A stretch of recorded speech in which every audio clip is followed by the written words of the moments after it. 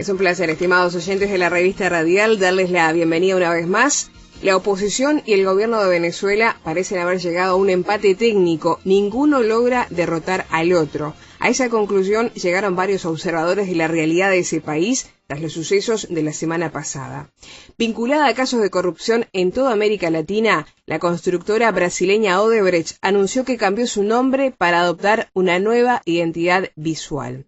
Frente a la disminución natural del número de supervivientes que pueden compartir su testimonio de la Shoah, nace una original iniciativa con el objetivo de permitir a las nuevas generaciones un acceso directo al genocidio judío a manos de los nazis hace 70 años. Temas de esta revista radial. Quiero saludar a quienes me acompañan hoy. Pastor Alberto Díaz, ¿cómo le va? Un gusto, una bendición estar con ustedes. Placer tenerte como siempre, Alberto. Saludamos a Ian Eises, integrante de Llamada de Medianoche. Ian, ¿cómo estás? Bienvenido. Un gusto estar. Bueno, lo mismo decimos también de tenerte.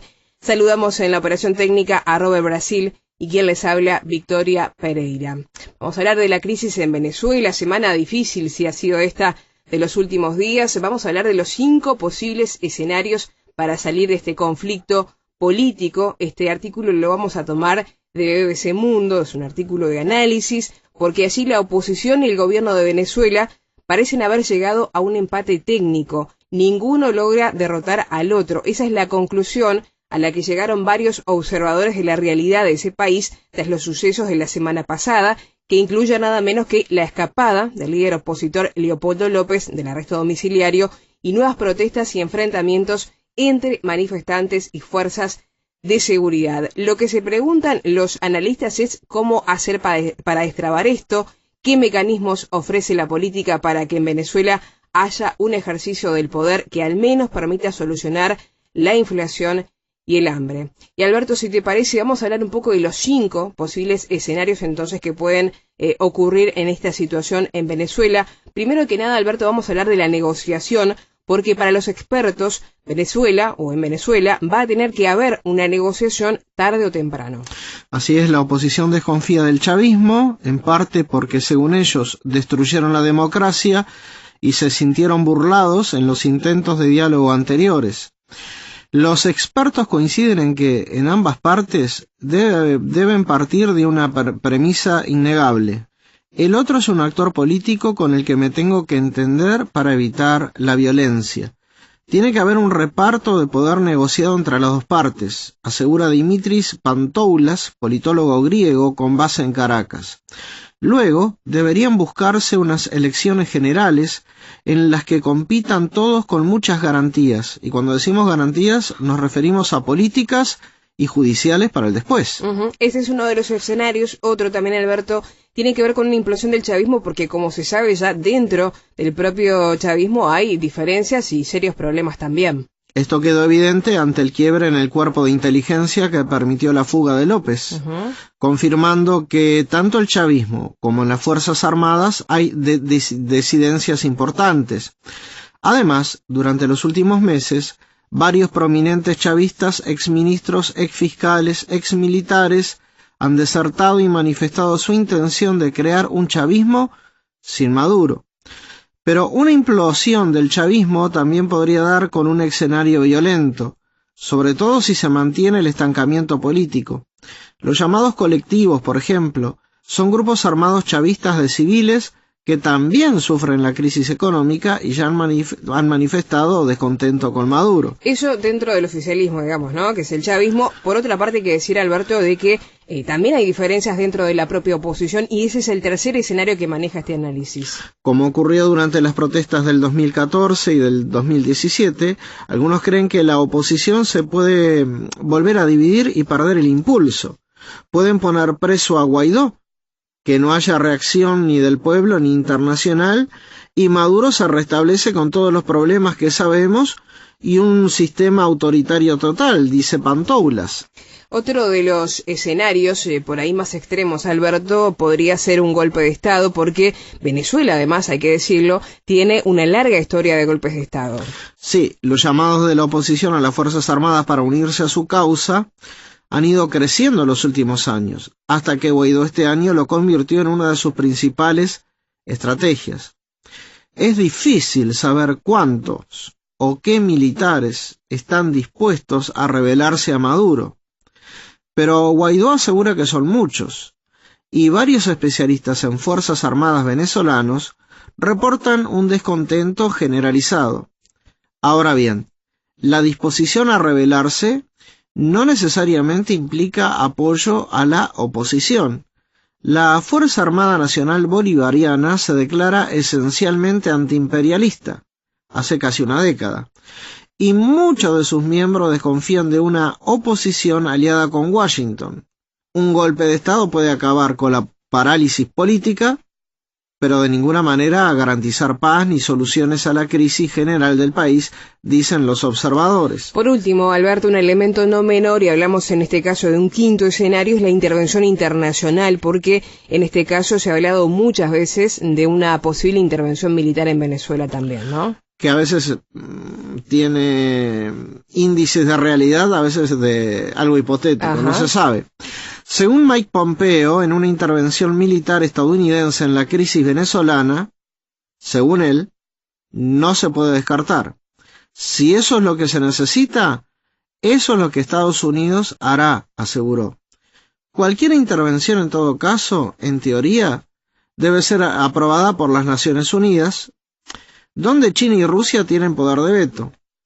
También pueden ser aprobadas en otros escenarios, como la Organización de los Estados Americanos, donde el debate sobre su conveniencia puede prolongarse por meses sin que en realidad ocurra ni haya soluciones. En dicho caso, dentro de Venezuela, se mantendría eso que muchos llaman el empate catastrófico. Muy bien, es un resumen un poco de los posibles 5 escenarios que ya manejan algunos analistas con respecto a la situación en Venezuela, situación dura, como ha ocurrido en los últimos, no sé si decir, días, meses, años a esta altura, y decir además un factor importante es que hay mucha confusión en la información que nos llega también. Sí, y escenarios poco alentadores, ¿no? Es tristísima la situación de empate que no hace bien a nadie, mientras el Ejecutivo y el Parlamento, cada uno con el apoyo de las potencias mundiales, pelean sobre el futuro de Venezuela, el pueblo sigue sufriendo. Y ya hace mucho tiempo que las cosas andan mal. Cuando Nicolás Maduro habla de patria o del pueblo, generalmente se refiere a sí mismo y a los que están con él. Los otros venezolanos, que piensan distinto, hace tiempo que han dejado de ser pueblo y dejado de ser compatriotas. Y esto no puede ser. Si gobernantes empiezan a hablar de esta forma de pueblo y de patria, las cosas siempre salen mal. El futuro de Venezuela no se debería decidir ni en La Habana, ni en Washington, ni en Moscú, ni Pekín, sino en Venezuela mismo, donde chavistas y antichavistas juntos tendrán que elegir un futuro para todos juntos. Por más quien gana la mayoría, van a tener que seguir juntos.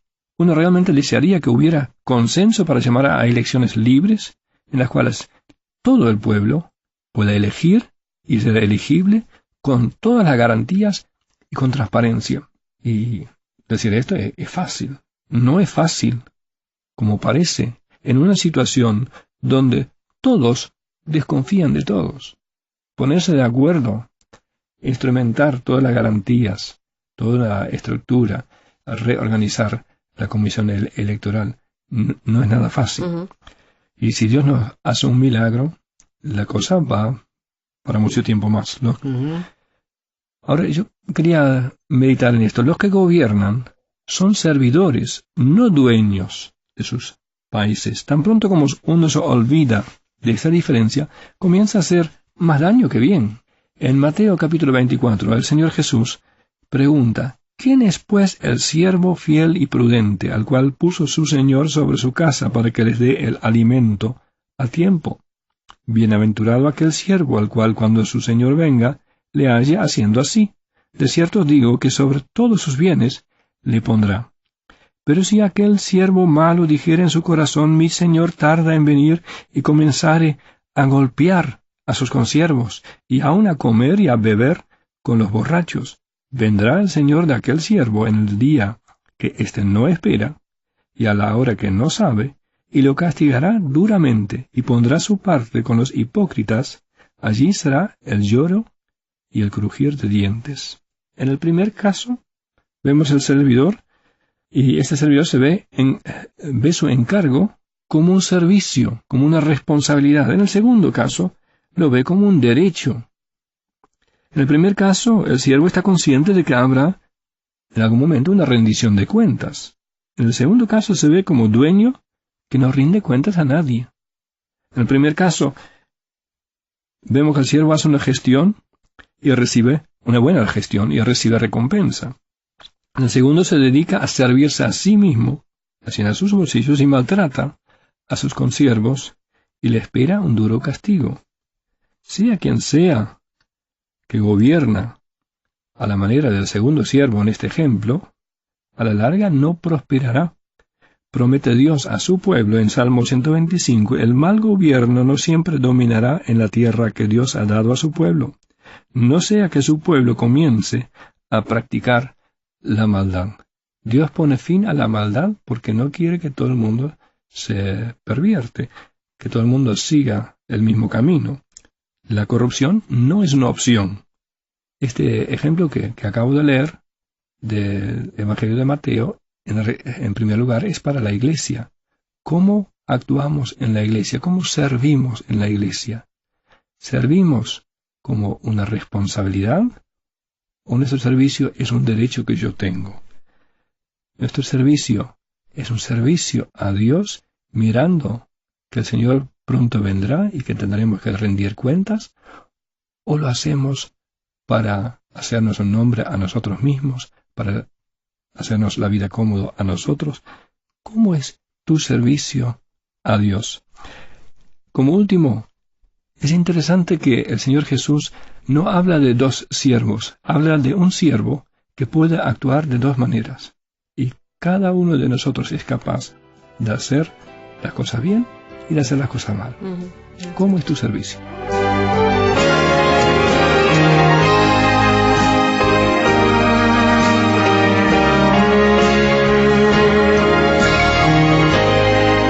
Continuamos adelante con la revista radial. Vamos a hablar de la constructora Odebrecht, que cambió de nombre y va a adoptar las siglas OEC. Esta información la vamos a tomar del portal Hoy Digital de República Dominicana. La constructora brasileña Odebrecht, división del grupo homónimo y epicentro de un escándalo de corrupción de dimensión internacional, anunció que cambió su nombre para adoptar a partir de ahora las siglas OEC y una nueva identidad visual. El cambio forma parte del proceso de reestructuración y transformación que inició la empresa tras reconocer su implicación en la trama corrupta destapada en la estatal brasileña Petrobras, cuya investigación se extendió a una decena de países en Latinoamérica y África. La nueva identidad visual, desarrollada con el apoyo de la consultora Kingwork y que se empezará a utilizar a partir de este mes en todas las comunicaciones de la empresa, utilizará el verde, el azul y el gris como nuevos colores de la marca. En 2018, el grupo Odebrecht ya impulsó un cambio parecido, pero con su filial gasística Odebrecht Óleo y Gas, a la que pasó a llamar Ocean. La constructora destacó en la nota algunas de las medidas que ha implementado en los últimos años para mejorar su gobernanza, como la implementación de un nuevo sistema de conformidad, la incorporación de consejeros independientes, además de un proceso de sucesión que promovió a una nueva generación de líderes. También recordó los acuerdos firmados con las autoridades de 8 países, Brasil, Estados Unidos, Suiza, República Dominicana, Panamá, Ecuador, Perú y Guatemala, en los que reconoció las prácticas ilícitas cometidas, aportó pruebas de las mismas y pagó multas millonarias. Fue un camino intenso que nos permitió iniciar un proceso de reconstrucción de confianza y cuyos resultados ya están apareciendo en forma de importantes conquistas de nuevos proyectos desde el año pasado, afirmó el presidente de la empresa, Fabio Januario. Odebrecht protagonizó junto con otras 15 constructoras brasileñas el mayor escándalo de corrupción en la historia del país al participar de una red que desvió, por medio de licitaciones fraudulentas y contratos inflados, millonarios fondos de Petrobras. La corrupción en Odebrecht no se limitó a Brasil y se expandió por otra decena de países de Latinoamérica y África, cuyas autoridades investigan el pago de sobornos a sus políticos de parte de la constructora. Estamos hablando, Alberto, de una empresa que va a cambiar su imagen, que busca también cambiar su proceder o su forma de realizar su trabajo, pero que de todas maneras le va a llevar mucho tiempo porque estamos hablando de una constructora que al día de hoy la asociamos directamente con escándalos de corrupción, ¿no? Y en muchos países. Sí, es verdad. Y con un efecto dominó tremendo. Sí. Y hoy vivimos en una sociedad que enfatiza mucho en cuanto al tema de la imagen. Y no está de todo mal. Pero siempre a lo largo de la historia de la humanidad se planteó esta pregunta. ¿Transformación o regeneración? Porque la transformación es un cambio exterior y la regeneración es un cambio interior. ¿Qué necesita el ser humano en realidad para ser un mejor ciudadano? ¿Qué necesita el hombre para ser un mejor esposo? ¿Qué necesita una persona para ser un mejor hijo? ¿Un cambio aparente? ¿Una transformación exterior? ¿O un cambio interior? Y la Biblia dice que es necesario nacer de nuevo para tener un cambio. Porque los cambios que nosotros podemos producir nunca van a ser completos. Una vez se acercó un anciano a Jesús. Era muy religioso.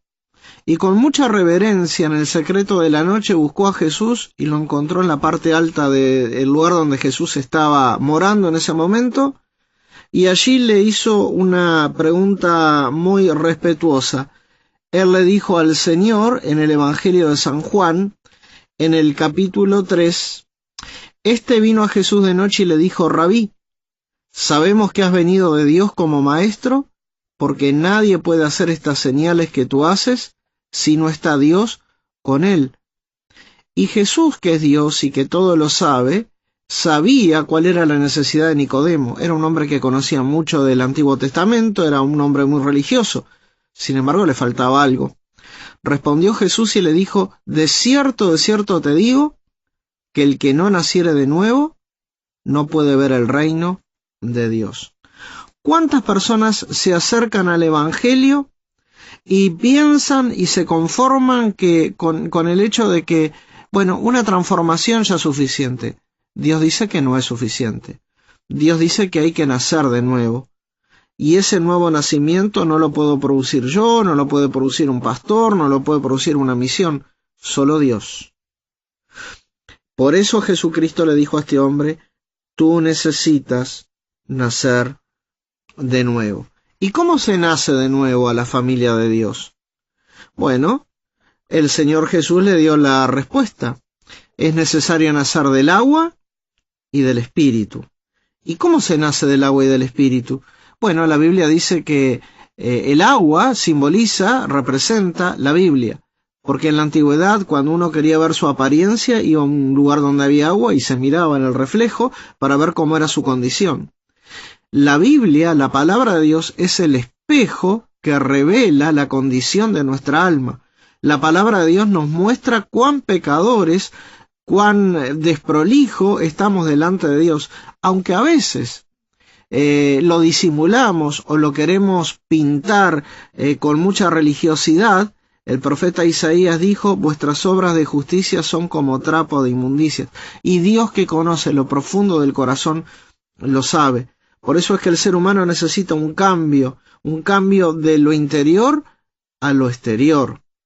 Y para que ese cambio se produzca es necesario que la Biblia nos muestre nuestros pecados, para que nos demos cuenta cuán egoístas, cuán pecadores y cuán malos somos, pero también la palabra de Dios es necesaria, porque el Espíritu de Dios toma la palabra de Dios y nos muestra lo que Jesucristo hizo por nosotros. Tomó mis pecados, cargó con mis culpas, cargó con mis egoísmos y los llevó a la cruz, y derramó su sangre preciosa por mí y por ti. Y cuando yo puse mi confianza en Cristo, nací de nuevo. Y estimado oyente, si tú pones tu confianza en Cristo, nacerás de nuevo a la familia de Dios. Y cuando Cristo está en tu corazón, es cuando surgen los verdaderos cambios.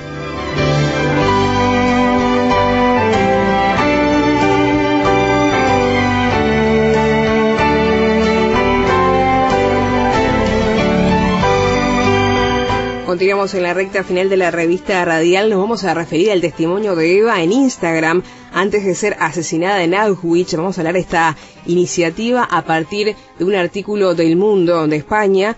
¿Qué hubiera pasado si una niña hubiera tenido Instagram durante el Holocausto? Con esta pregunta y frente a la disminución natural del número de supervivientes que pueden compartir su testimonio de la Shoah, Una original iniciativa nace con el objetivo de permitir a las nuevas generaciones un acceso directo, fácil e inmediato al genocidio judío a manos de los nazis hace 70 años.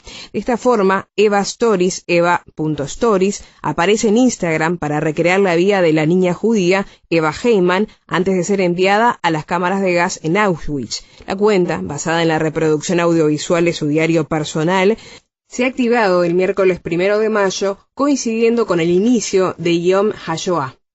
La imaginaria cuenta está basada en una historia muy real, nacida en la localidad transilvana de Nagyvarad. Eva tenía 13 años cuando empezó a escribir su diario, hasta la invasión nazi en 1944. Contó las vivencias propias de una chica de su edad, con sus preocupaciones, sueños e ilusiones. Después se hizo mayor de repente y buscó la comprensión en su mejor amigo. Querido diario, eres el más afortunado del mundo porque no puedes sentir. No puedes saber algo terrible que nos ha sucedido. Han venido los alemanes. La última página del diario de la llamada Ana Frank húngara está fechada el 30 de mayo del 44. Querido diario, no quiero morir, quiero vivir. Aunque yo sea la única persona que quede aquí, esperaría el fin de la guerra, en algún sótano, o en el tejado, o en algún otro escondite, con tal que no me mataran, de que me dejasen vivir. No puedo escribir más, querido diario, me saltan las lágrimas. 3 días después fue subida a un tren con la muerte como estación final, y la muerte se llamaba Auschwitz, en su caso, el 17 de octubre de 1944. Hay que decir que el proyecto despierta tanto elogios como críticas dentro y fuera de la red. Los expertos en educación de la Shoah estudian esta nueva iniciativa asumiendo que no hay mejor forma de conocimiento y recuerdo que el encuentro directo con un superviviente. La clave, dicen, es aprender y enseñar usando de forma respetuosa e inteligente los nuevos instrumentos sociales sin entrar en la trivialización. Como vemos, Jan, hay iniciativas en este caso que buscan, porque a medida que pasa el tiempo, hay que señalar que entienden de que las nuevas generaciones desconocen hechos relevantes de la historia. Es increíble el desconocimiento. Un estudio reciente arrojó que 2/3, un 66% de los millennials, que son aquellos que nacieron en las últimas 3 décadas, los millennials estadounidenses no saben qué es Auschwitz, que es un nombre que tiene que estar quemado en nuestra memoria. Los productores del proyecto Eva Stories, eva.stories, explican que solo el 2,7% de las conversaciones sobre el Holocausto se inician entre jóvenes. Siempre son los mayores que tienen que proponer el tema. Ahora con esta cuenta en Instagram, las generaciones jóvenes podrán identificarse directamente con una de las 6 millones de víctimas del Holocausto, conocer su historia, sus proyectos y deseos abruptamente abortados. Nuestra hija mayor leyó cuando era adolescente el diario de Ana Frank, y a ella le impactó de tal forma que lo leyó como 5 veces. Luego ella quiso visitar la casa con el escondite de Ana Frank en Ámsterdam, que por las circunstancias de la vida lo pudimos hacer. Y es muy bueno que los chicos puedan identificarse con las víctimas del Holocausto y así de la cifra de 6 millones, algo tangible, no solamente una estadística. El Holocausto es mucho más que una estadística. Es el genocidio más grande de la historia, donde personas indefensas como Eva, como Ana, fueron marginadas, torturadas y después industrialmente asesinadas. Y esto por el solo hecho de ser diferentes, por el solo hecho de ser judías. Si la humanidad no recuerda las lecciones de la historia, va a repetir los horrores del pasado. A mí personalmente me espanta cuando, conociendo el pasado reciente, escucho o leo comentarios antisemitas en diarios, en portales, en internet. Y más aún si esto viene de parte de supuestos cristianos. Dice Romanos 11:11, muy fácil para recordar, Romanos 11:11, que la salvación ha llegado a los gentiles para que los gentiles lleven o causen celo, envidia al pueblo de Israel. Tenemos que mostrar cuán bueno es Dios. ¿Y qué hemos hecho? Muchas veces lo contrario. Dice en Isaías, capítulo 40, versículo 1, consolad, Consolad a mi pueblo, dice vuestro Dios. Hablad al corazón de Jerusalén y decidle a voces que su lucha ha terminado, que su iniquidad ha sido quitada, que ha recibido de la mano del Señor el doble por todos sus pecados. Este tiempo de consolación todavía está un poco en el futuro, pero nosotros como cristianos ya podemos consolar a este pueblo que ha sufrido tanta injusticia. Y cuando uno lee acá que han recibido el doble por todos sus pecados, parece un poco injusto, ¿no? Pero esto tiene que ver también con el destino de Israel, que la Biblia dice, o Dios dice, Jehová ha dicho así, Israel es mi hijo, mi primogénito. El primogénito en la Biblia siempre recibía la doble porción, tanto en la herencia como también en cuanto a responsabilidad.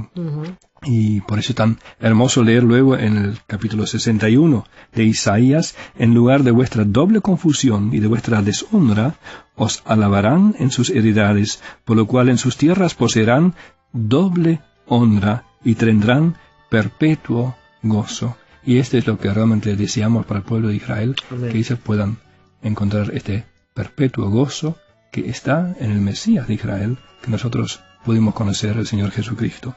Y deseamos a toda la colectividad judía, Yom Ha'atzmaut Sameach, que es este miércoles, después del día de recordar el Holocausto, el día de la Independencia. Feliz Día de Independencia. Nos quedamos con ese deseo, Ian. Te quiero agradecer a vos también, Alberto, por las reflexiones, los comentarios en este programa.